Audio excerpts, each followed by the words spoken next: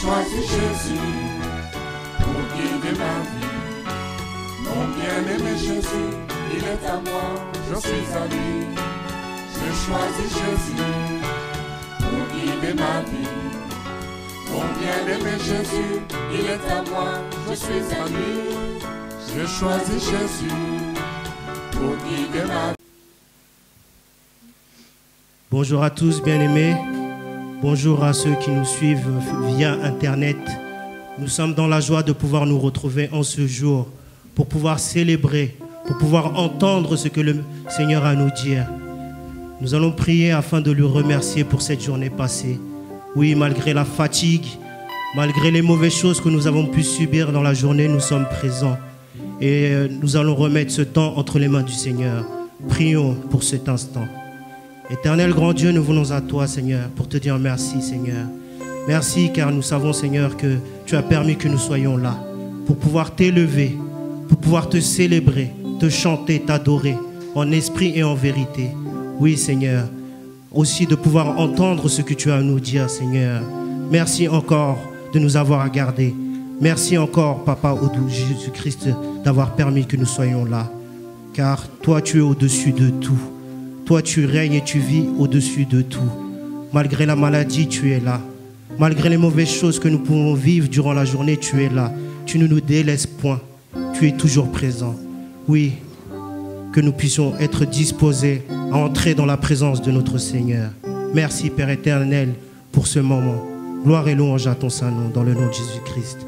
Amen.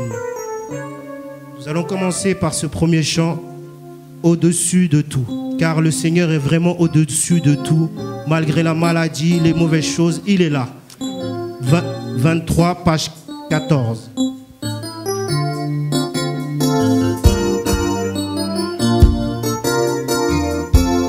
Nos louanges montent vers ta demeure, Dieu véritable, souverain roi libérateur, admirable dans tes œuvres, Seigneur. Les cieux racontent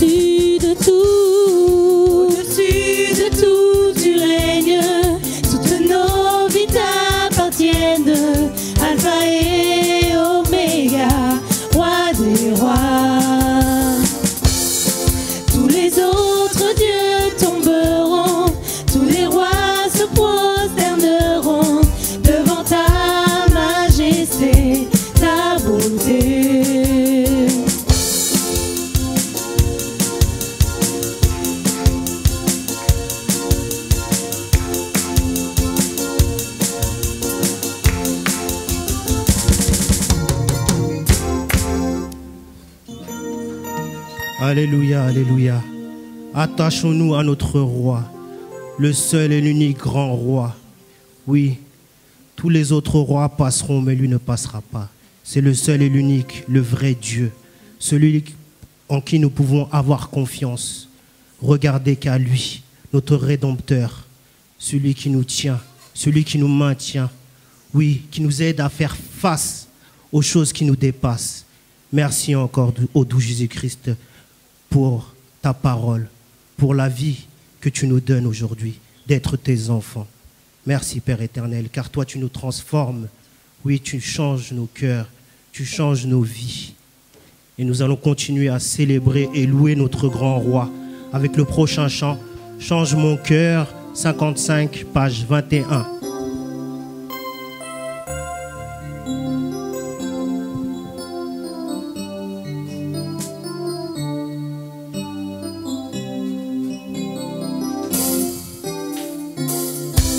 Change mon cœur, Seigneur, et purifie-moi.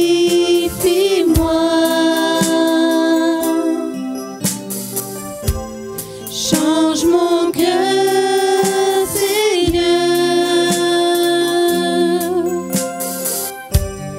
que je sois comme toi.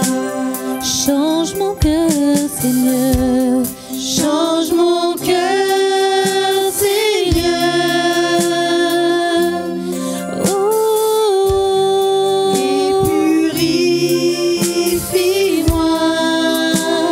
Change mon cœur, Seigneur. Change mon cœur, Seigneur.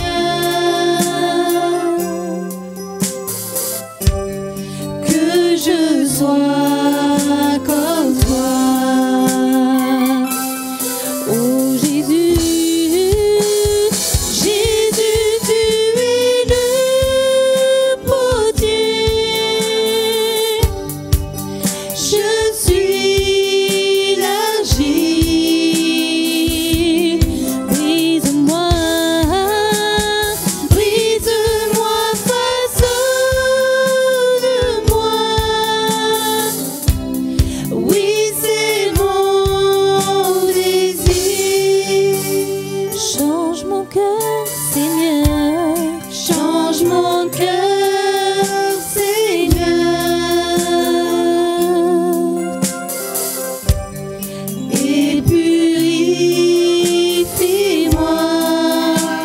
Change mon cœur, Seigneur. Change mon cœur, Seigneur. Que je sois comme toi. Change mon cœur, Seigneur. Change mon cœur, Seigneur.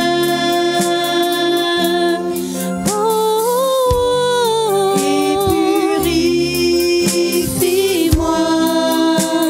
Change mon cœur, Seigneur. Change mon cœur, Seigneur. Que je sois comme toi. Oh Jésus, Jésus, tu es le potier. Je suis l'argile. Brise-moi, brise-moi, façonne-moi. Oui, c'est mon désir. Change mon cœur, Seigneur. Change mon cœur, Seigneur. Et purifie-moi. Change mon cœur, Seigneur. Change mon cœur, Seigneur. Que je sois comme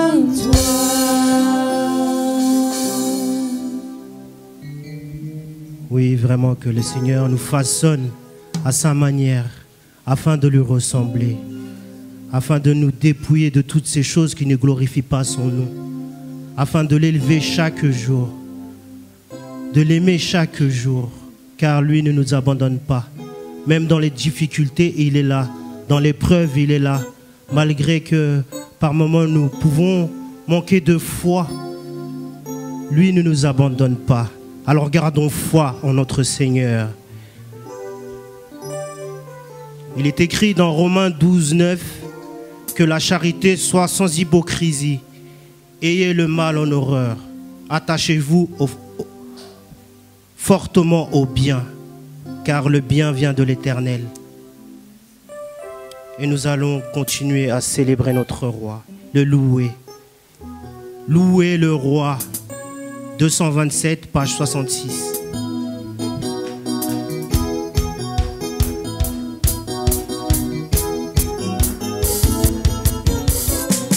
Louez le roi, louez le roi. Sa mort nous a libérés. Il a vaincu la mort et son pouvoir. Louez le roi, louez le roi. Jésus est vivant pour toujours, il règne pour l'éternité. Louez le roi, louez le roi, louez le roi. Sa mort nous a libérés. Il a vaincu la mort et son pouvoir.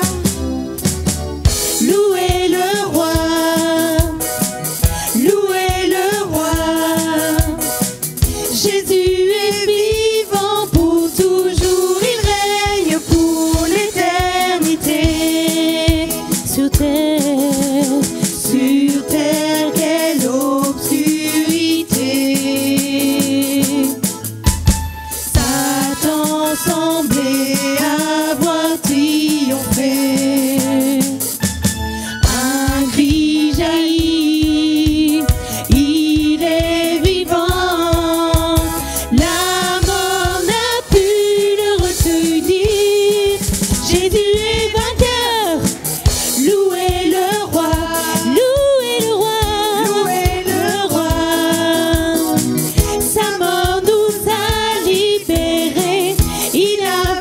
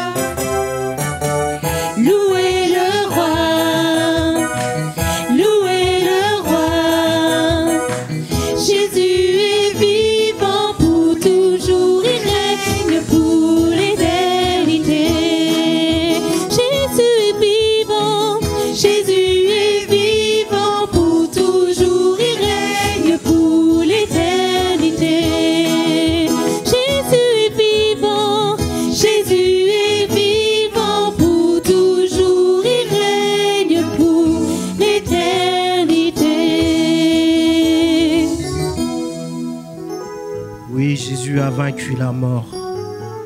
Il est vivant pour l'éternité. Oui, gloire à ton nom, Seigneur, pour tous tes bienfaits que tu nous fais chaque jour, pour toutes ces bontés qui se renouvellent chaque matin. Chaque matin, les bontés de l'Éternel sont là pour nous. Merci encore, Père éternel, pour tout ce que tu fais dans nos vies, Seigneur, car toi, tu es un Dieu bon, tu es un Dieu vrai, tu es le seul sur lequel nous pouvons compter chaque jour. Ayons confiance en l'Éternel, car lui ne nous trahira pas. Merci, Père éternel, pour tout ce que tu fais. Les mots sont tellement petits. Et par moments, il nous en manque même pour pouvoir te dire à quel point tu es bon, à quel point tu es grand, à quel point nous t'aimons. Merci encore, Père éternel. L'Éternel est Papa, 223, page 65.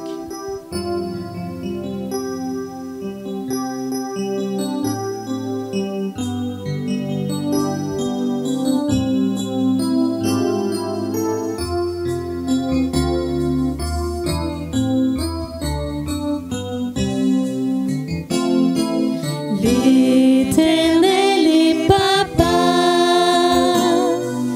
Dieu tout-puissant est Papa, le Créateur est mon Père, Dieu d'amour est mon Papa. L'Éternel est Papa, Dieu tout-puissant est Papa, le Créateur est mon Père, Dieu d'amour est mon Papa. Oh mon Dieu, je t'aime, mon Dieu, je t'aime, mon Dieu, je t'aime, tu es mon Papa. Mon Dieu, je t'aime, mon Dieu, je t'aime, mon Dieu, je t'aime, tu es mon Papa. Mon Dieu, je t'aime, mon Dieu, je t'aime, mon Dieu, je t'aime, tu es mon Papa. Mon Dieu, je t'aime, mon Dieu, je t'aime, mon Dieu, je t'aime, tu es mon Papa. L'Éternel est Papa, l'Éternel est Papa, est Papa, le Créateur est mon Père, Dieu d'amour est mon Papa. L'Éternel est Papa, l'Éternel est Papa, Dieu tout-puissant est Papa, Créateur est mon Père, Dieu d'amour est mon Papa. Oh mon Dieu, je t'aime, mon Dieu, je t'aime, mon Dieu, je t'aime, tu es mon Papa. Mon Dieu, je t'aime, mon Dieu, je t'aime, mon Dieu, je t'aime, tu es mon Papa. Oh mon Dieu, je t'aime, mon Dieu, je t'aime, mon Dieu, je t'aime, tu es mon Papa. Mon Dieu, je t'aime, mon Dieu, je t'aime, mon Dieu, je t'aime, tu es mon Papa. Oh mon Dieu, je t'aime, mon Dieu, je t'aime, mon Dieu, je t'aime, tu es mon Papa. Mon Dieu, je t'aime, mon Dieu, je t'aime, mon Dieu, je t'aime, tu es mon Papa. Alléluia, gloire à Dieu. Merci Seigneur. Merci encore Père éternel, car toi tu es bon. Il est écrit dans Psaume 13, 6, Moi, j'ai confiance en ta bonté. J'ai de l'allégresse dans le cœur à cause de ton salut. Je chante à l'Éternel car il m'a fait du bien. Il nous fait du bien chaque jour. Il veut le bien de chacun d'entre nous. Même pour celui qui pêche, il veut du bien. Merci encore, Père éternel, pour le bien que tu nous fais chaque jour. Nous allons continuer avec ce dernier chant. Ton Dieu ordonne, 369, page 102.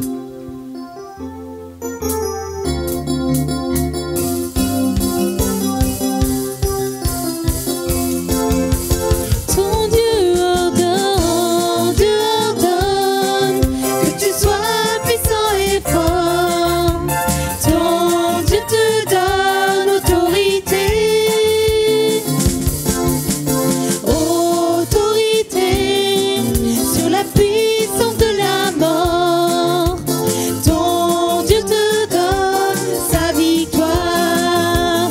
Ton Dieu ordonne que tu sois puissant et fort. Ton Dieu te donne son onction.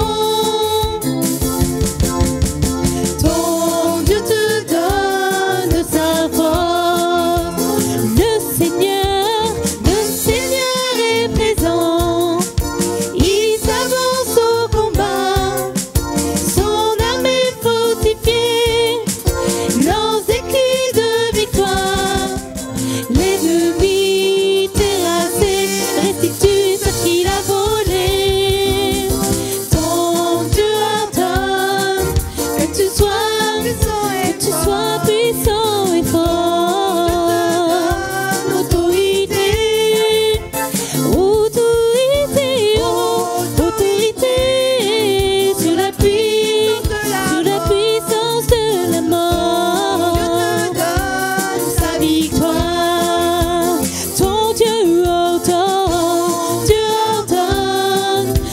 Sois puissant et fort, ton Dieu te donne son onction, ton Dieu te donne sa force. Toute la gloire et l'honneur sont pour notre Seigneur, le Seigneur glorieux, le Dieu majestueux. Victorieux monte jusqu'au plus haut des cieux. Ton Dieu ordonne que tu sois puissant et fort. Ton Dieu te donne autorité,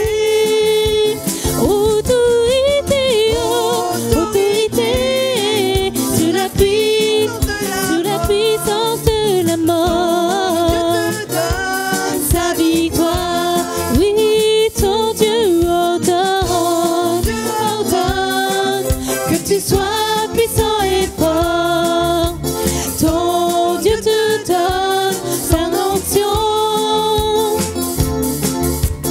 Ton Dieu te donne sa force. Ton Dieu ordonne que tu sois puissant et fort. Autorité,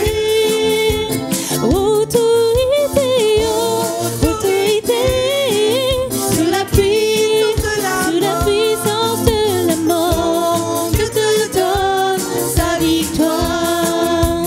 Ton Dieu ordonne que tu sois puissant et fort. Ton Dieu te donne son onction.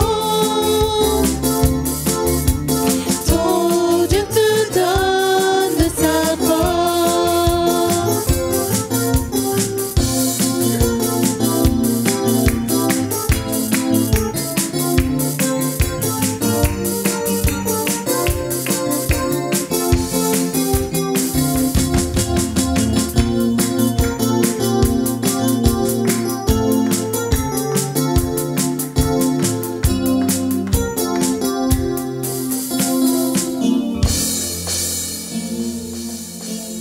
Éternel grand Dieu, nous venons à toi pour te dire merci Seigneur pour ce temps que tu as permis, Seigneur.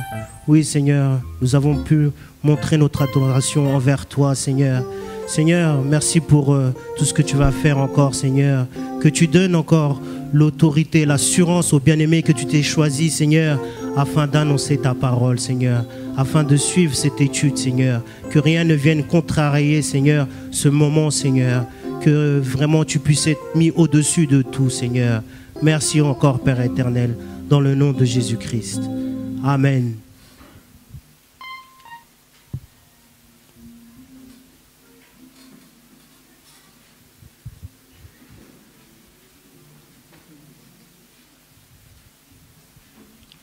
Gloire à Dieu.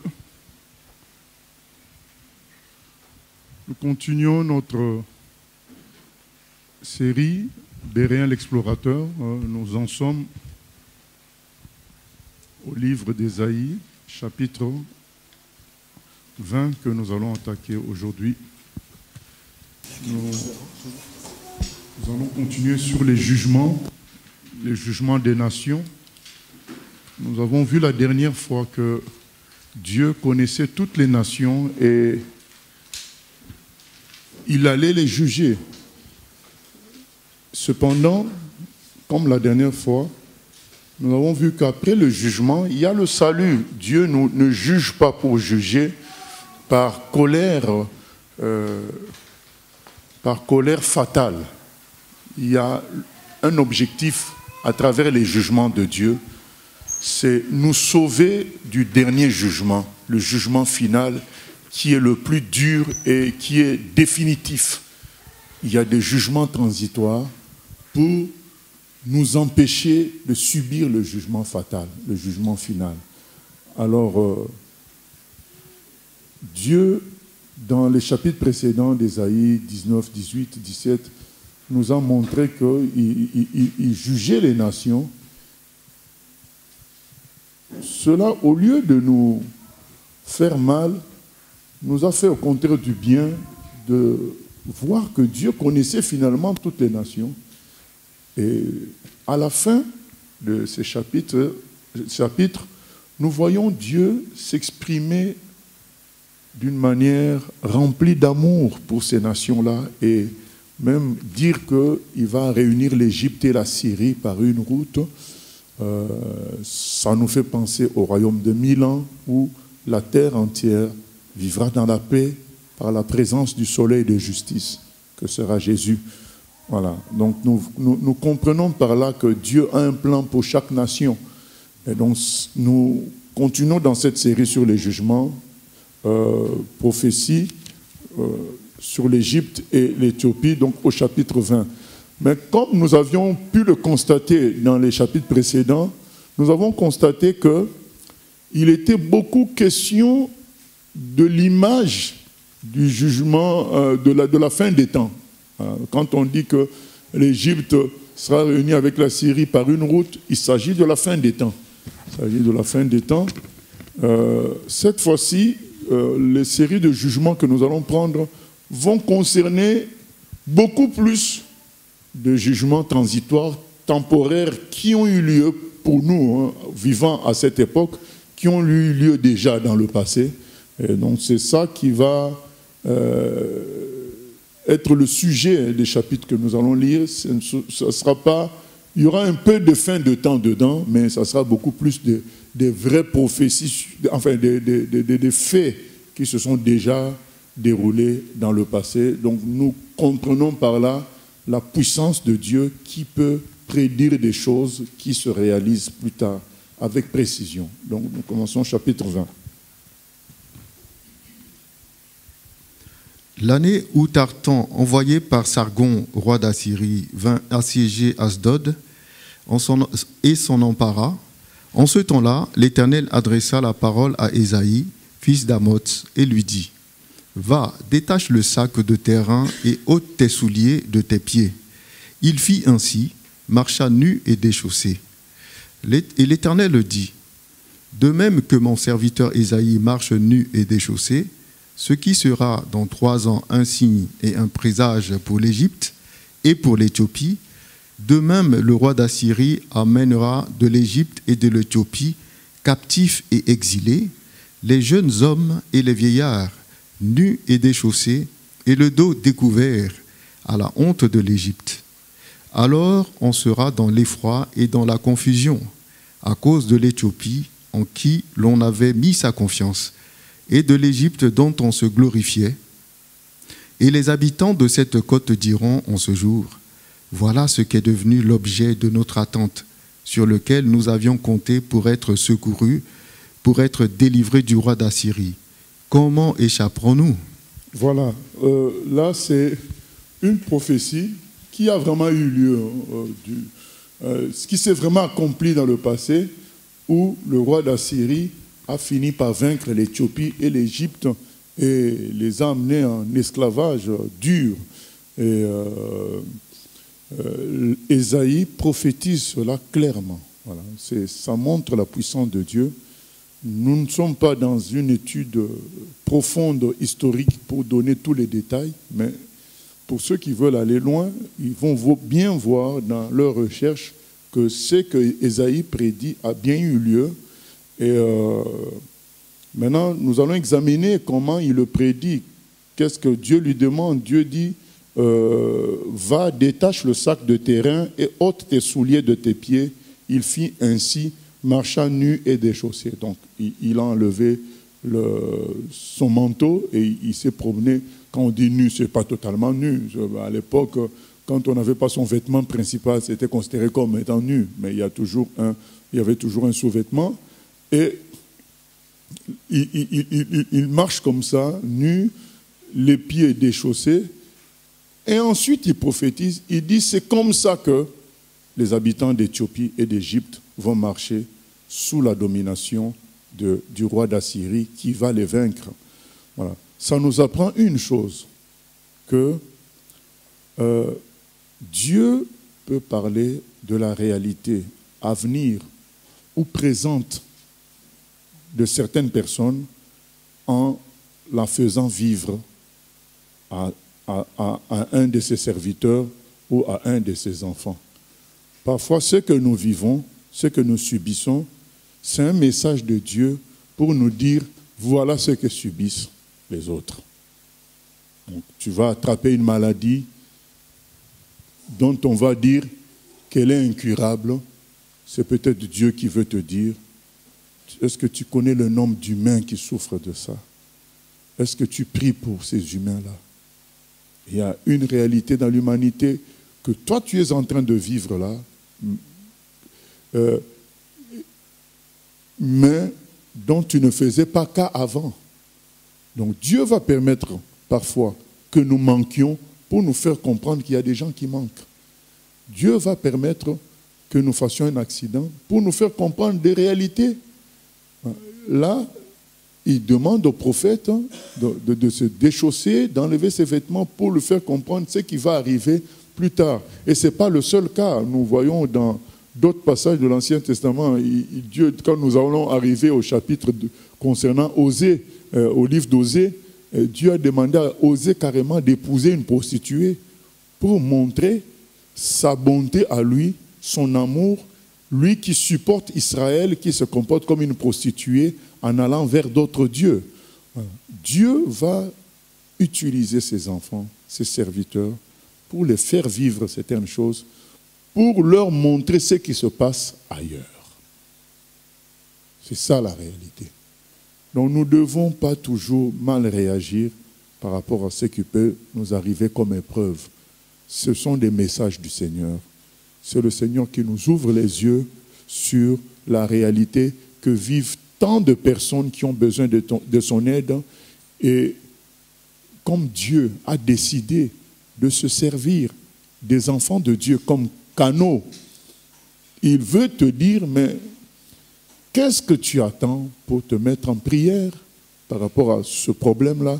Qu'est-ce que tu attends pour te lever et être une espérance, une force pour les gens qui subissent ces choses-là? Et Dieu peut nous montrer aussi les conséquences de certains péchés en nous les faisant vivre nous-mêmes d'une certaine manière pour que nous y voyions clair. Parce que parfois quand Dieu dit ceci est mauvais, cela est mauvais, nous ne comprenons pas. Et il peut nous faire subir certains jugements pour nous faire comprendre que de tels actes de négligence peuvent amener loin. Voilà. Nous devons dans tout ce qui nous arrive discerner le message de Dieu pour les gens qui nous entourent, pour l'avenir et pour nous-mêmes. C'est très très important de ne pas rapidement réagir pour chercher à se débarrasser d'un problème. Il faut d'abord saisir le message qui est dedans. Ici, c'est dit exprès, hein, c'est dit, Dieu parle expressément, il dit fais ça, mais il ne va toujours pas faire ainsi pour tous. Parfois, il va juste nous mettre dans la situation pour que nous puissions réaliser ce que vivent les autres. Je peux te donner l'exemple de Paul. Paul, quand il rencontre le Seigneur, pendant 3 jours, il est comment? Pendant 3 jours, il devient aveugle. Maintenant, quand il donne sa mission, est-ce qu'on peut lire? Quand il donne sa mission au roi Agrippa, dans 26, acte 26, 17 à 19, quel langage il adopte pour donner sa mission dans Actes des Apôtres 26, 17 à 19? Il explique au roi Agrippa quelle est sa mission. Acte 26, verset 17. « Je t'ai choisi du milieu de ce peuple et du milieu des païens, vers qui je t'envoie, afin que tu leur ouvres les yeux, pour qu'ils passent des ténèbres à la lumière, et de la puissance de Satan à Dieu, pour qu'ils reçoivent, par la foi en moi, le pardon des péchés et l'héritage avec les sanctifiés. » Voilà. Donc Paul, quand il tombe aveugle, c'est vrai que c'est lié à son orgueil qui devait être brisé. Quand tu deviens aveugle, tu dépends de tout le monde, tu deviens comme un enfant, comme un bébé, et l'orgueil prend un coup. C'est pour le briser. Lui, c'est vrai.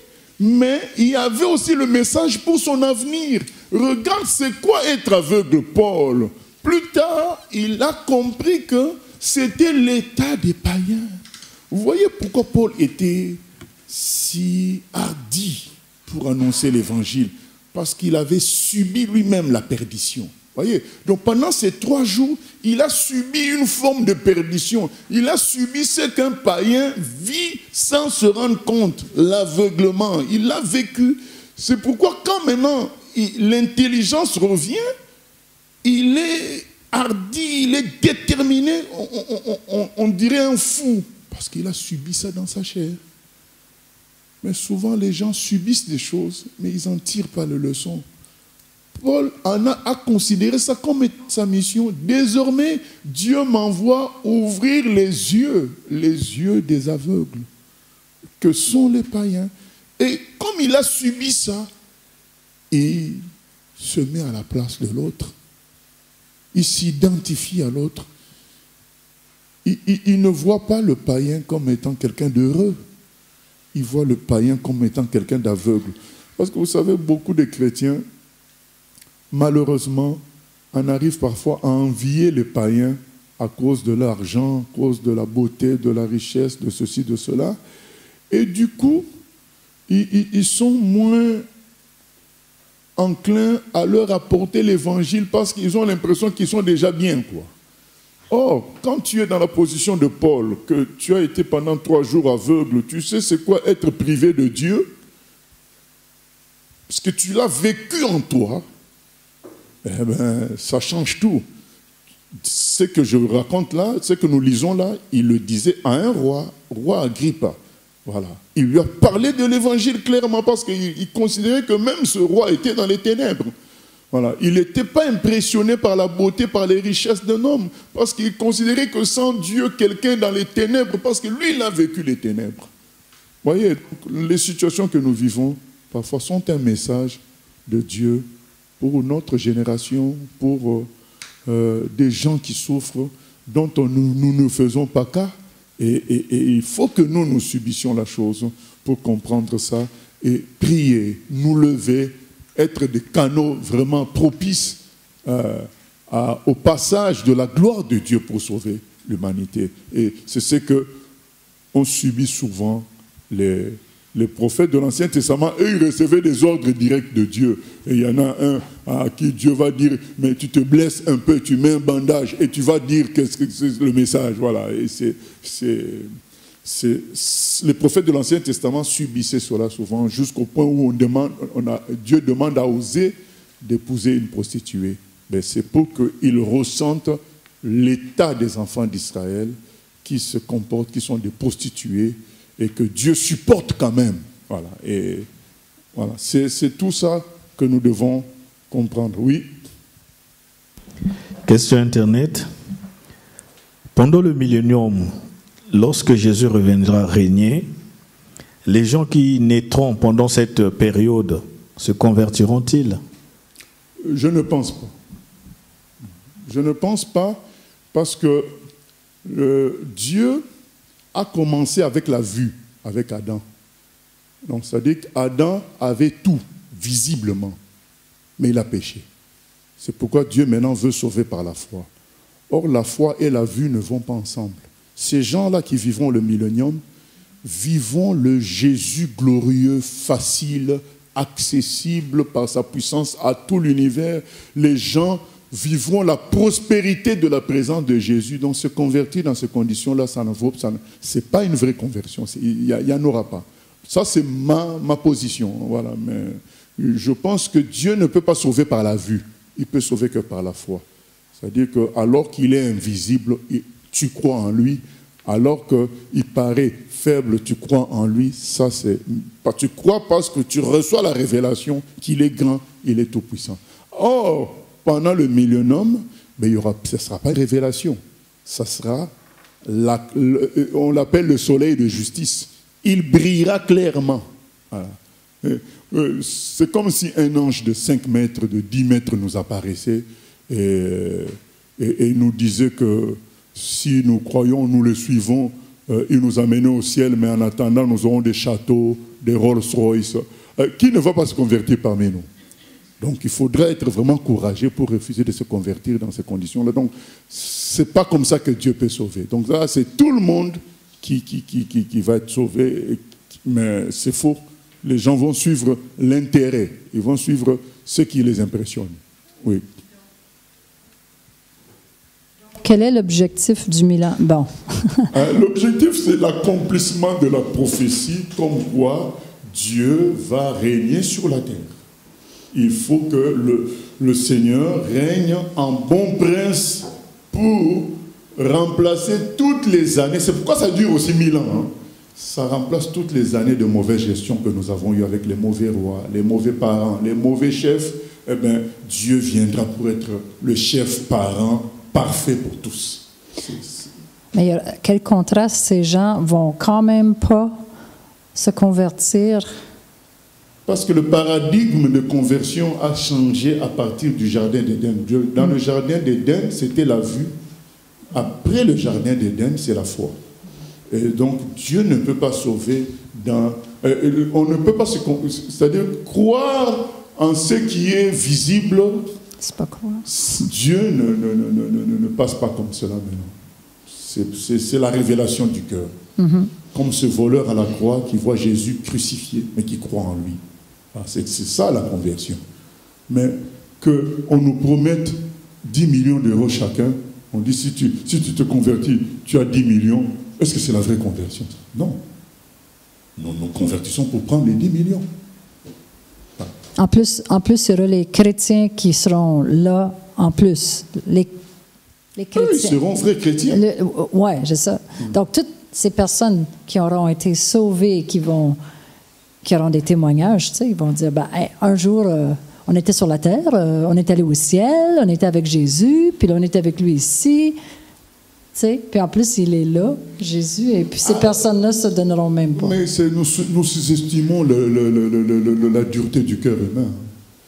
Ouais. Pour étayer ce que je dis, à la fin, quand Satan va être libéré, il va rassembler tous les peuples. Comment il arrive à les séduire? Voilà. Donc, c'est qu'ils n'étaient pas convertis. Il va rassembler tout ce monde-là contre le camp de Dieu. Donc comment alors qu'ils ont vécu 1000 ans de bonté, d'amour, de paix, de gloire avec Jésus, eh bien, ils vont quand même suivre Satan. C'est que leur cœur n'avait pas été changé. Oui. Oui, je voudrais juste revenir sur la question posée par le frère Adola. Un enfant qui est né pendant la période du règne de 1000 ans, elle est où sa chance, puisque il est écrit que Dieu a tant aimé le monde, c'est un enfant qui vient d'être né, et elle est où la chance que cet enfant a du moment où vous dites que c'est pendant le règne de 1000 ans, même si il va croire par la vue. Alors la conséquence du fait que comme Dieu ne veut pas que ce soit par la vue, ça veut dire implicitement que vous dites que à la fin, il sera condamné comme tous ceux qui n'ont pas voulu croire avant la venue de Jésus. C'est ce que vous dites par là? Et l'enfant qui naît aujourd'hui, qui meurt après 1 mois. Oui, mais là n'est pas la question. La question, elle est... Non, c'est pareil. Donc, puisque c'est un enfant, il naît, il meurt dans 1 mois. Oui. Il va où? Oui, je ne vais pas spéculer sur ça puisque... Ah, moi aussi, je ne peux pas spéculer sur ce que tu dis parce qu'on ne parle pas de naissance pendant le royaume de 1000 ans, donc je ne sais pas non plus. Donc je ne peux pas spéculer sur ce qui n'est pas dit. Ben, vous dites là que vous ne donnez pas une position là, je suis d'accord avec vous. Non, je dis je ne peux pas spéculer comme toi aussi sur ce que je ne sais pas. Donc on ne dit pas qu'il y aura des naissances. Donc du coup, je ne peux pas spéculer. Alors, la deuxième question, c'est par rapport aux apôtres, aux disciples que Jésus avait choisis, les 12. Quand ils étaient avec lui, ils ont vu la gloire par la vue. Parce que Jésus a fait des miracles qu'ils ont vécu pendant le baptême de Jésus. Paul dit dans si c'est Pierre qui dit dans les Épîtres que eux, ils ont vu la gloire de Dieu parce que du ciel, ils ont entendu la voix de Dieu dire que celui-ci est mon fils et une colombe est venue. C'est que de ce temps-là, ils ont vu la gloire par la vue. C'était pas, on ne va pas dire que c'était simplement par la foi, mais ils ont vécu et ils ont vu la chose. Alors, oui. On va dire que ce n'est pas une foi de voilà la différence. La différence, c'est pareil que nous. Nous aussi, on a vécu beaucoup de choses, on a vécu beaucoup d'expériences, de miracles avec Dieu. Sauf qu'il n'y a pas que ça. Il y a des temps où nous sommes malades, il y a des temps où nous souffrons, il y a des temps où le ciel est comme enfermé pour nous. Donc c'est là que notre foi s'exprime. Donc nous avons des temps de miracles. Ça nous permet d'avoir des repères sur le fait que Dieu est tout-puissant. Déjà, le fait qu'on voit le soleil, c'est extraordinaire.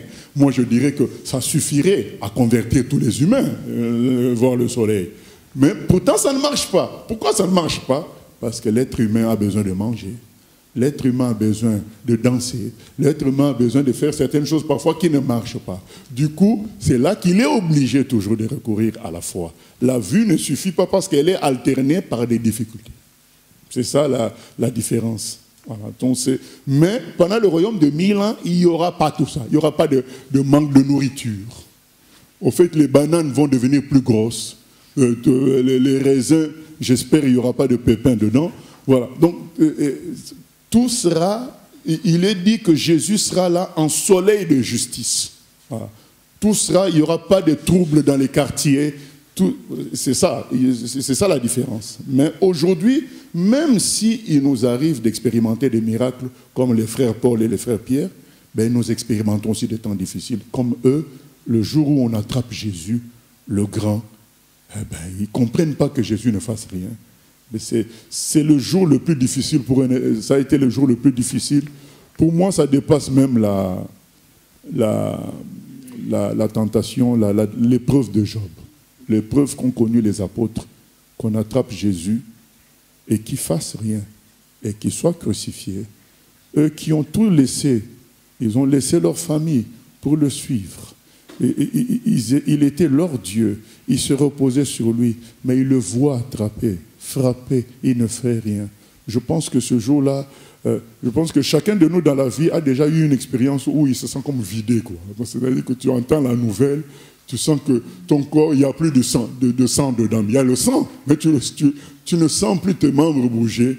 Eh bien, les apôtres ont vécu ça ce jour-là. Leur monde s'écroulait complètement. Et c'est là que la foi vient dire non. Il avait toujours raison. Il avait raison quand même, Jésus. C'est lui que nous devons suivre. Un jour, ils se sont rassemblés et dans un endroit, ils ont continué à prier Jésus. Voilà, la foi a pris le relais. Nous ne pouvons être sauvés que par la foi. C'est Dieu qui en a décidé ainsi, puisque la vue n'a pas marché avec Adam. Un autre élément dans le chapitre 20, c'est le fait que Dieu n'aime pas les béquilles humaines.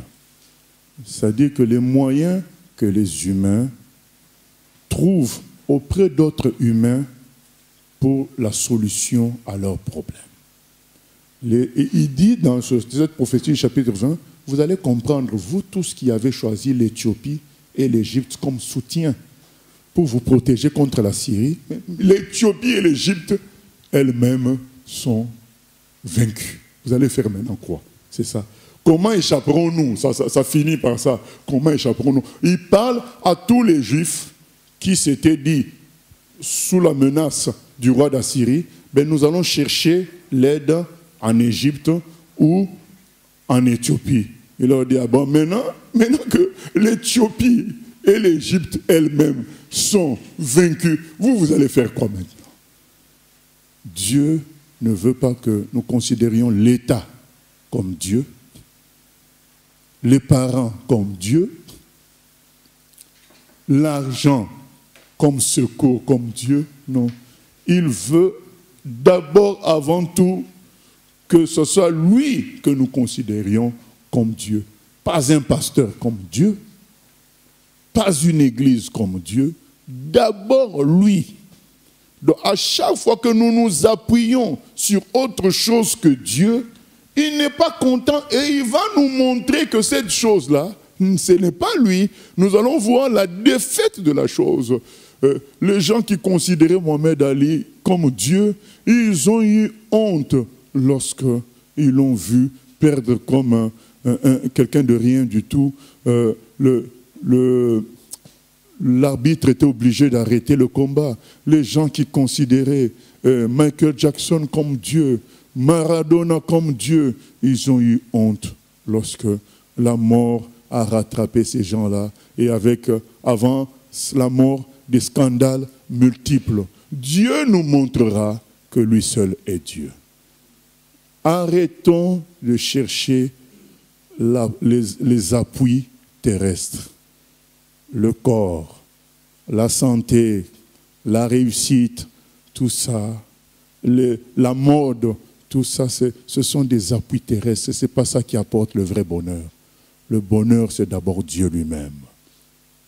Tous ceux qui vont se réfugier dans un autre appui que Dieu, Dieu va nous confondre et nous montrera que ce sur quoi tu comptais, eh bien, la chose elle-même a un problème. Maintenant, tu vas faire quoi? C'est-à-dire maintenant, comment on échappera? Puisque nous comptions sur l'Égypte, nous comptions sur l'Éthiopie, mais l'Éthiopie et l'Égypte sont vaincus par la Syrie. Nous échapperons comment?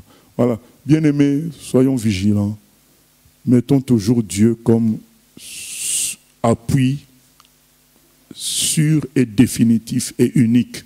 Et c'est lui qui décide s'il veut nous aider par nos parents, s'il veut nous aider par l'État, s'il veut nous aider par un frère et veut nous aider par un pasteur. C'est lui qui décide. Mais c'est lui qui doit être la source de notre bonheur, la source de notre protection, la source de tout. Voilà, c'est important. Nous passons au chapitre 21, oui.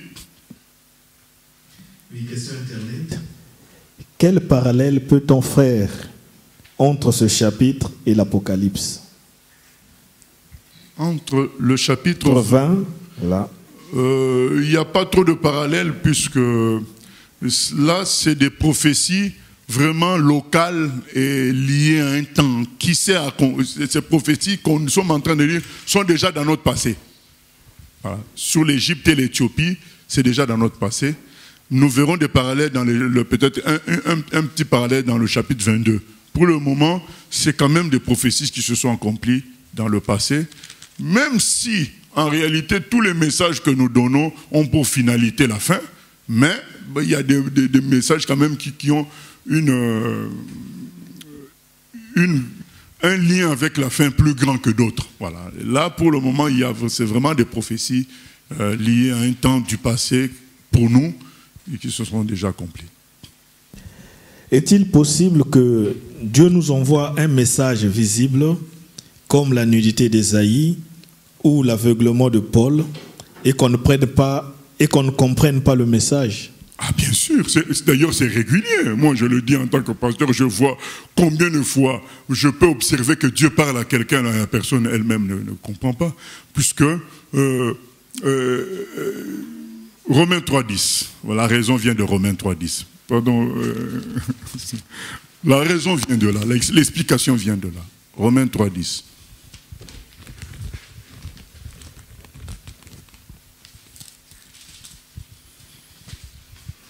Romains 3, verset 10. Selon qu'il est écrit, il n'y a point de juste, pas même un seul. Nul n'est intelligent, nul ne cherche Dieu. Voilà la vraie raison. La raison, c'est que, je vous le dis franchement, c'est qu'il y a peu d'humains qui cherchent Dieu. Il y a vraiment peu. Même certains qui sont chrétiens, ce n'est pas beaucoup qui cherchent Dieu. En général, la plupart cherchent l'aide de Dieu. Mais ils ne cherchent pas Dieu. Du coup, quand Dieu parle, beaucoup ne comprennent pas. Ce n'est pas moi qui le dis, on vient de lire, nul ne cherche Dieu. Dans Job 33, 14, c'est dit, Dieu parle tantôt d'une manière, tantôt d'une autre, mais personne ne prend garde. Pourquoi? Parce que c'est rare de trouver quelqu'un qui cherche Dieu. Il faut qu'on se le dise la vérité, c'est rare. En général, beaucoup cherchent ce que Dieu peut donner, cherchent à faire de la religion, mais chercher Dieu lui-même, fonctionner avec Dieu, penser à lui, comme mon ami David dit, que quand il dort, il pense à Dieu. Mais il y a des chrétiens qui vont faire un temps de prière. Au fait, c'est pour être bon chrétien. Mais ils ne cherchent pas Dieu, mais ils font le temps de prière de bons chrétiens. Ce n'est pas la même chose. Voilà. Chercher Dieu, c'est dépendre de lui. C'est l'aimer, c'est vivre pour lui. Et je peux vous dire que c'est très rare. Étant le cas comme ça, est-ce que ça t'arrive que tu vois, et tu vois bien des choses, et que tu le dis à la personne? Oui, quand la personne me sollicite. Seulement? Ou quand je sens que je peux le faire. Voilà. Parce qu'il y a Tu sens parce que tu sens que la personne elle cherche Dieu? Oui, voilà. Non, pas parce que le Saint-Esprit veut que je parle. Mais sinon, je ne parle pas. Au fait, je limite lui-même. Si lui-même ne fait rien, pourquoi moi je vais aller parler? Donc, je ne peux parler que si lui veut que je parle. Je dis ça parce que des fois, on voit des choses comme ça. Vous voyez des choses comme ça, des fois, nous aussi. On aurait tendance à vouloir exhorter la personne. Ah non, moi, je ne parle que si Dieu veut que je parle. OK. Voilà. Parce que c'est lui-même qui se tait. Pourquoi moi je parlerai à sa place? Voilà, donc lui-même, il fait les choses, la personne ne comprend pas, ben, il lui laisse. S'il veut que je parle, il doit me pousser à parler. Et si c'est destructeur, ce que l'autre fait? C'est pourquoi je dis, si c'est destructeur, Dieu, s'il veut que je parle, il ouvrira la porte pour que je parle. Sinon, on va aller jusqu'à la destruction, peut-être que c'est la destruction qui peut faire comprendre la personne. Parce que je peux te dire que, comment dire, quand vous dites qu'il faut parler, mais les prédications, c'est parler. Il y a beaucoup de situations, je peux vous dire que nous en parlons dans les prédications, qui correspondent net à ce que vit quelqu'un. Mais qui accepte ça? On pense que c'est pour quelqu'un d'autre, on pense que... Il y en a même qui pensent qu'ils ont été visés exprès. Moi, à leur place, je me dirais, Dieu m'a visé. Parce que moi, je considère que un humain ne peut pas être plus fort que Dieu. Donc moi, je ne peux pas être plus fort que Dieu. Même si je prêche et que tu sens que pour toi, c'est que je connais ton histoire, j'étais visé, dis-toi que si Dieu voulait me faire taire, il m'aurait fait taire. Même si, admettons que moi, je le fais charnellement. Dis-toi que toi, au moins, Dieu est avec toi. Il ne peut pas laisser un type charnel dire n'importe quoi sur toi. Donc, il aurait fait taire ce pasteur-là, il aurait fait taire, lui aurait donné une petite maladie pour qu'il ne vienne pas le matin, tout ce qu'on veut. Mais si quand même, charnellement, admettons, je prends le côté où je le fais charnellement, mais c'est passé, c'est que toi, Dieu veut quand même te parler. Voilà. Mais la personne va s'arrêter. Ah, mais il m'a visé. Certainement, on lui a parlé, et je peux vous dire, en ce qui me concerne, je ne vise personne. Ça, c'est un code d'honneur pour moi que de parler que de la part de Dieu. Voilà, c'est un code d'honneur parce que j'estime que obéir à Dieu, c'est plus beau que viser quelqu'un. Voilà. Viser quelqu'un, c'est lui donner la place de Dieu, quoi. Je ne lui donnerai pas cet honneur-là. Mais je sais que certains, au lieu de dire, mais Dieu m'a parlé, vont dire, j'ai été visé. Mais si tu as été visé, mais Dieu t'a visé. Donc Dieu t'aime. Il t'a visé. Il t'a parlé. Prends ça comme ça, c'est tout. Voilà. Oui.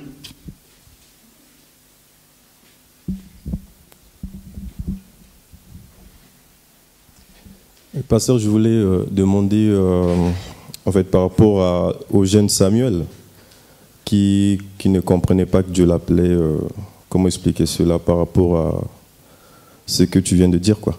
Ça, c'est par rapport à la maturité. D'accord. C'est pas par rapport au péché, c'est par rapport à la maturité. Et c'est pourquoi on a besoin de Dieu établir des responsables. Parce qu'il y a des choses qui seront clarifiées que lorsque un aîné t'explique. Dieu permet que nous puissions avoir des aînés qui expliquent, parce que sinon c'est le désordre. Parce que qu'est-ce qui va se passer? Chacun va dire, Dieu me parle à moi-même. Et chacun finira par contester le plus grand des aînés. Qui est le plus grand des aînés? C'est Dieu lui-même. Donc aujourd'hui, si chacun commence à dire, moi Dieu me suffit, je ne l'écoute que lui, je n'écoute pas quelqu'un d'autre, eh bien, il sera dans les ténèbres. Parce que Dieu utilise les aînés pour nous éclairer. Voilà. Et du coup, quelqu'un qui refuse ce processus-là de Dieu va demeurer dans les ténèbres parce que Dieu ne va pas faire céder aux caprices d'une personne. Voilà. Donc c'est cela. Donc l'exemple est bon, merci, puisque dans cet exemple, Samuel est irréprochable. Il n'y a pas de péché, il n'y a pas de problème. Au contraire, c'est un élu, c'est un enfant que Dieu aime beaucoup. Mais pourtant, il ne comprend pas Dieu parce qu'il avait besoin. Et en plus, de l'aide d'un aîné. En plus de quel aîné? Un aîné charnel. Donc, lui, il était plus pur que l'aîné qui l'aide. C'est pour vous dire que c'est le processus de Dieu. Même si tu t'estimes, toi, pur que ton responsable, mais Dieu, dans son fonctionnement, il fait que les responsables parlent aux autres. C'est cela. Sauf quand c'est clairement faux. Là, on rejette. Hein. Voilà, on ne peut pas suivre. Les responsables ne deviennent pas Dieu. S'ils disent quelque chose de faux, c'est faux. On n'accepte pas. Mais pour le reste, il y a beaucoup de choses que Dieu va faire passer par eux pour les autres. Voilà. Donc c'est le cas de Samuel. Il n'avait pas de problème, mais cependant, il n'était pas encore mature. Il avait besoin de certains conseils d'Élie. Prophétie donc sur Babylone, chapitre 21. Oracle sur le désert de la mer, comme s'avance l'ouragan du midi, il vient du désert, du pays redoutable. Une vision terrible m'a été révélée, l'oppresseur opprime, le dévastateur dévaste. Monte, Élam, assiège, médit. Je fais cesser tous les soupirs. C'est pourquoi mes reins sont remplis d'angoisse. Des douleurs me saisissent, comme les douleurs d'une femme en travail. Les spasmes m'empêchent d'entendre. Le tremblement m'empêche de voir. Mon cœur est troublé. La terreur s'empare de moi. La nuit de mes plaisirs devient une nuit d'épouvante. On dresse la table, la garde veille. On mange, on boit. Debout, prince. Oignez le bouclier. Car ainsi m'a parlé le Seigneur. Va, place la sentinelle, qu'elle annonce ce qu'elle verra. Il vit de la cavalerie, des cavaliers, 2 à 2, des cavaliers sur des ânes, des cavaliers sur des chameaux. Et elle était attentive, très attentive. Puis elle s'écria comme un lion. Seigneur, je me tiens sur la tour toute la journée, et je suis à mon poste toutes les nuits. Et voici, il vient de la cavalerie, des cavaliers 2 à 2. Elle prit encore la parole et dit, elle est tombée Babylone, et toutes les images de ses dieux sont brisées par terre. Ô mon peuple, qui a été battu comme du grain dans mon air, ce que j'ai appris de l'Éternel des armées, Dieu d'Israël, je vous l'ai annoncé. Voilà, le dernier verset, ô mon peuple, qui a été battu comme du grain dans mon air. Ça veut dire que un jour nous serons vengés. Il faut être honnête, nous souffrons beaucoup trop des assauts du monde des ténèbres et des instruments humains du monde des ténèbres. Toutes sortes d'assauts par la télévision, par les coups bas du nouvel ordre mondial, vaccination, Covid, ceci, cela. Trop d'assauts, trop d'injustices, des enfants exploités à gauche, à droite. Vous savez, en Asie aujourd'hui, il y a plein de gens qui n'ont qu'un seul rein parce qu'ils ont vendu l'autre rein aux riches. Ça fait mal quand on suit des documentaires comme ça. Ben, Dieu dit, oh mon peuple, un jour je veux vous venger. Cette prophétie, c'est vrai qu'elle est locale, elle est liée au temps du passé pour nous, mais elle préfigure aussi la chute de la grande Babylone dont parle l'Apocalypse. Vous savez, l'Apocalypse parle clairement de Babylone, de la grande Babylone. Et cette prophétie, elle est aussi pour ce temps de la fin où le nouvel ordre mondial qui représente Babylone, les forces des ténèbres qui agissent dans ce monde, ben, elles seront vaincues avec leurs instruments, c'est-à-dire des humains qui auraient cédé à ce nouvel ordre mondial pour être utilisés par lui. Mais toutefois, le contexte est quand même lié à la Babylone ancienne. On nous dit ceci, il vient du désert du pays redoutable. Donc il s'agit de l'invasion des Mèdes et des Perses. Les Mèdes et les Perses qui sont venus détruire Babylone. Vous connaissez peut-être l'histoire dans Daniel. À un moment donné, Belchassar, le roi, est en train de festoyer, faire un festin avec ses invités. Et puis il y a un doigt qui sort du néant, qui écrit sur le mur, Mene, mene, tekel, parsim. Voilà, donc qui dit, tu as été pesé, tu as été jugé sans poids. Et parsim, qui veut dire les Perses viendront, pendant qu'il était, Daniel expliquait l'écriture, les Mèdes attaquaient. Et Ésaïe, il voit déjà cette vision-là, de gens qui font la fête. C'est écrit là. Il voit une vision terrible m'a été révélée. L'oppresseur opprime, le dévastateur dévaste. Je fais cesser tous les soupirs et Ésaïe est déstabilisé au point qu'il a comme des contractions de femme enceinte, tellement la vision lui paraît invraisemblable. Vous savez, Ésaïe, il voit quelque chose arriver comme pour quelqu'un à notre époque qui verrait quelque chose arriver aux États-Unis, quoi. Quelque chose, le contraire de ce que sont les États-Unis. Donc il se dit, mais non, c'est pas possible. Les États-Unis, ça va devenir comme ça. Voilà, c'est ce qu'Ésaïe est en train de voir concernant Babylone. Et il dit au verset 4, « Mon cœur est troublé, la terreur s'empare de moi, la nuit de mes plaisirs devient une nuit d'épouvante. On dresse la table, la garde veille, on mange, on boit. » Donc il est en train de dire, pendant que les gens sont en train de fêter, de manger, et que les gens vivent en sécurité, nous sommes à Babylone. L'invasion arrive. Quand vous lisez Daniel, vous voyez bien que c'était brutal. Hein?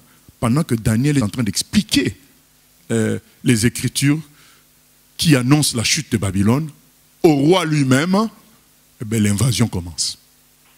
Voilà. Donc c'était brutal. Donc pendant que les gens sont là à fêter, je peux vous dire souvent, le diable attaque pendant la distraction. il envoie la distraction pour attaquer après. C'est ce qui se passe souvent. Et nous devons être sérieux avec la distraction parce que c'est le signe avant-coureur des attaques de l'ennemi. Et là, ils sont en train de boire, de manger. C'est là qu'ils voient les cavaliers, plusieurs cavaliers qui viennent, les Perses et les Mèdes, qui vont faire tomber, elle est tombée Babylone. Et toutes les images de ces dieux sont brisées par terre. Voilà, parce que, en finalité, le problème de Dieu, c'est l'idolâtrie, quoi. Mais toutes les images de ces dieux sont brisées par terre. Et à la fin des temps, les images de faux dieux seront brisées. Donc les images de faux dieux, tout ce que les gens adorent comme stars, comme choses de la terre, ben, elles seront brisées à la fin des temps. Dieu seul sera Dieu. Et voilà, nous continuons. S'il n'y a pas de questions, chapitre 22. Verset 11. Oracle sur... Non, mais nous n'avons pas, excuse-moi, nous n'avons pas parlé de... Ah oui, nous sommes toujours dans le 21. Oui, on continue. Je croyais que c'était 22. Oracle sur Douma. On me crie de Séhir. Sentinelle, que dis-tu de la nuit? Sentinelle, que dis-tu de la nuit? La sentinelle répond, le matin vient et la nuit aussi. Si vous voulez interroger, interrogez. Convertissez-vous et revenez. Voilà, il y a des gens qui disent, mais sentinelle, quelle est la révélation que tu as obtenue pendant la nuit? La sentinelle dit, mais ce qui est sûr, c'est que le matin arrivera. Il y a des gens qui courent d'église en église, de prophète, de pasteur à pasteur, pour entendre qu'est-ce que Dieu leur a dit. Mais nous, on peut dire, ce qui est sûr, c'est qu'il y aura la fin du monde. Donc convertissez-vous. C'est ce que la sentinelle leur dit. Si vous voulez interroger, interrogez. Convertissez-vous et revenez. C'est écrit, hein. Parce que les gens pensent parfois que nous, on exagère. Nous n'exagérons pas, c'est écrit. Beaucoup veulent savoir qu'est-ce que Dieu attend d'eux. Quel est l'avenir? Quel est ceci? Quelle est la prophétie? Quelle est la parole? Oui, mais la sentinelle dit, ah bon, vous voulez une parole? Le matin arrivera. Ça veut dire que le ciel arrivera un jour. Et la nuit aussi, c'est-à-dire le feu éternel pour d'autres. Pour vous qui continuez à faire le rond-point, eh bien le feu éternel arrive aussi. Pour vous qui résistez à Dieu, la nuit aussi arrive. Eux, ils disaient ça d'un ton. En même temps, ils cherchent la révélation, en même temps, un peu moqueur, mais qu'est-ce que tu as eu comme révélation pendant la nuit? Il dit, mais le matin va arriver, la nuit aussi, mais attention, arrêtez toujours d'interroger, interroger. Convertissez-vous. Il y a des gens qui ne font qu'interroger, ils payent de l'argent pour qu'on leur donne des prophéties, pour qu'on leur donne des révélations, mais ils ne se convertissent pas. Il y en a qui se réjouissent des révélations, mais ils ne changent pas de vie, ils ne changent pas de cœur. La sentinelle dit, convertissez-vous, changez de cœur. C'est bien beau d'avoir des révélations, mais il faut se convertir, changer de cœur, puisque le matin finira par arriver, la nuit arrivera aussi, mais il faut savoir où tu seras. Pour être dans le matin, il faut se convertir. Convertissez-vous et revenez. Bien-aimés, sachons vraiment garder l'humilité pour ne pas tomber dans le piège des gens qui vont nous pousser à leur donner des prophéties, des révélations. Restons simples. Voilà, donc disons-leur, le matin arrive. Et la nuit aussi, il faut choisir, il faut se convertir. Jésus est disponible pour tous, gratuitement. Voilà. Maintenant, si nous avons reçu quelque chose pour quelqu'un, nous devons lui dire sous la conduite du Saint-Esprit et non pas pour satisfaire la curiosité des gens. Voilà, c'est très important parce que Dieu va utiliser beaucoup d'entre nous dans ce sens-là de recevoir des révélations sur les gens, des prophéties. Mais il ne faut pas céder à la tentation de plaire aux gens ou bien du spectaculaire. Il faut parler au moment où Dieu veut que nous parlions. Voilà, même s'il nous donne une révélation sur quelqu'un, nous devons parler au moment, lui, où il veut que nous parlions, pas au moment où les gens veulent que nous parlions. C'est ce qu'a fait cette sentinelle merveilleusement. Il y a même un chant dans le milieu chrétien relatif à ce passage. Sentinelle vigilante, qu'en est-il de ton esprit? La nuit passe, le matin du grand jour, lui. Sentinelle, sois au poste jour et nuit. Voilà, nous continuons verset 13. Oracle sur l'Arabie, vous passerez la nuit dans les broussailles de l'Arabie, caravane de dedans. Portez de l'eau à ceux qui ont soif, les habitants du pays de Théma. Porte du pain aux fugitifs. Car ils fuient devant les épées, devant l'épée nue, devant l'arc tendu, devant un combat acharné. Car ainsi m'a parlé le Seigneur. Encore une année, comme les années d'un mercenaire, et c'en est fait de toute la gloire de Kédar. Il ne restera qu'un petit nombre de vaillants archers, fils de Kédar, car l'Éternel, le Dieu d'Israël, l'a déclaré. Voilà, le Dieu d'Israël l'a déclaré. Donc même l'Arabie, ce n'est pas l'Arabie d'aujourd'hui saoudite. Hein. Quand on parle de l'Arabie dans les Écritures, il s'agit des tribus arabes qui étaient répandues. Il ne s'agit pas de l'Arabie telle qu'on la connaît aujourd'hui.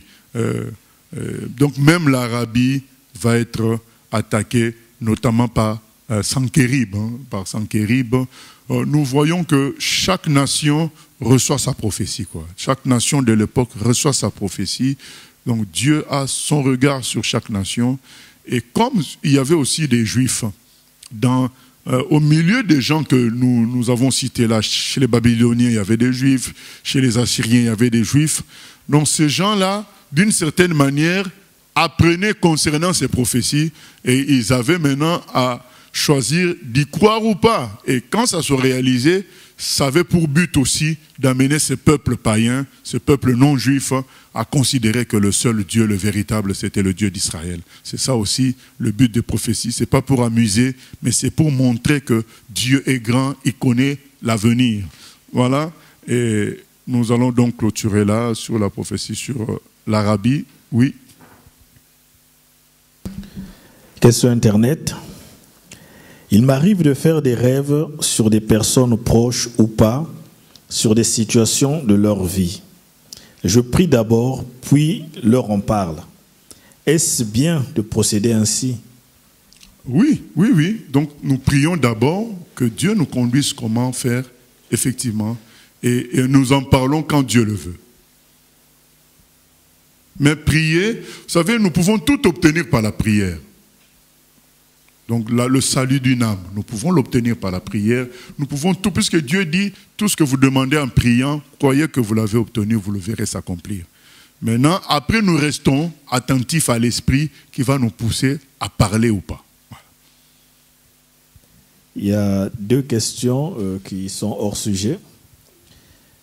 Jérémie a-t-il réellement mangé des excréments? Quand on arrivera à Jérémie, peut-être on pourra avoir tous les éléments pour répondre à cette question. Mais je pense que c'est possible. Je crois qu'il les avait cuits au feu, non? Je pense que quand c'est cuit, ça peut passer. Hein. Voilà. Oui. Et dernière question. Le peuple juif, dans l'Ancien Testament, ressusciteront-ils avec les chrétiens? Comment se passera leur jugement? Alors, nous allons encore répondre à cette question à laquelle on a déjà répondu autrefois. C'est que les gens qui sont morts avant, nous supposons que le jour où Jésus est ressuscité, ils sont ressuscités, les justes d'avant, et ils sont montés avec lui. C'est ce qui explique qu'il a dit au monsieur de la croix, tu seras avec moi au paradis. Il ne a pas parlé du séjour des morts. Donc nous considérons, nous supposons que le séjour des morts, qui était composé de 2 chambres, n'a plus qu'une seule chambre. La chambre des justes est montée avec Jésus au ciel. Donc aujourd'hui, quand on parle de séjour des morts, il ne s'agit que de l'enfer. Alors qu'avant, du temps d'Abraham, il y avait comme 2 endroits séparés par un profond fossé, comme c'était décrit dans Luc 16, où il y avait des justes en paix, tranquille, dans le sein d'Abraham, mais qui pouvait quand même, d'une certaine manière, voir de loin, de l'autre côté, où les gens souffraient, comme le riche de l'histoire de Lazare. Maintenant, dans le livre de Pierre, il est dit que quand Jésus-Christ est mort, il a prêché aux gens en bas, donc dans ce séjour de mort, de deux chambres, mais il a proclamé à ceux qui étaient justes que finalement son sacrifice a été accompli, donc du coup ils n'ont plus à rester là, et nous considérons, comme il a dit au voleur à la croix, que tu seras avec moi au paradis, et que dans le livre de Matthieu, il est dit que quand il est ressuscité, les saints d'autres fois sont revenus à la vie avec lui. Donc nous considérons que tous ces gens-là, par la suite, ils ont fait l'ascension avec lui. Voilà. Donc et donc du coup, leur histoire est déjà réglée. Maintenant, il ne reste plus qu'aux chrétiens qui meurent. Leur histoire est réglée. Il ne reste plus qu'aux chrétiens plutôt qui meurent aujourd'hui et dans le futur à ressusciter le jour de l'enlèvement et à monter avec les vivants. Et après, il y aura encore une résurrection, cette fois-ci des païens, le jour du jugement dernier, et pour qu'ils aillent dans le feu éternel. Ok. Nous allons prier. Seigneur, merci pour ta parole qui nous édifie de plusieurs manières. Nous te bénissons pour ta fidélité, pour ta gloire, pour ta bienveillance. Nous prions que tu nous aides à la mettre en pratique. Notre monsieur, la sentinelle, nous a parlé aujourd'hui en nous disant, révélation sur révélation, c'est bien beau, mais le plus important, c'est de se convertir et de vivre avec toi. À toi la gloire, la louange au siècle des siècles. Amen.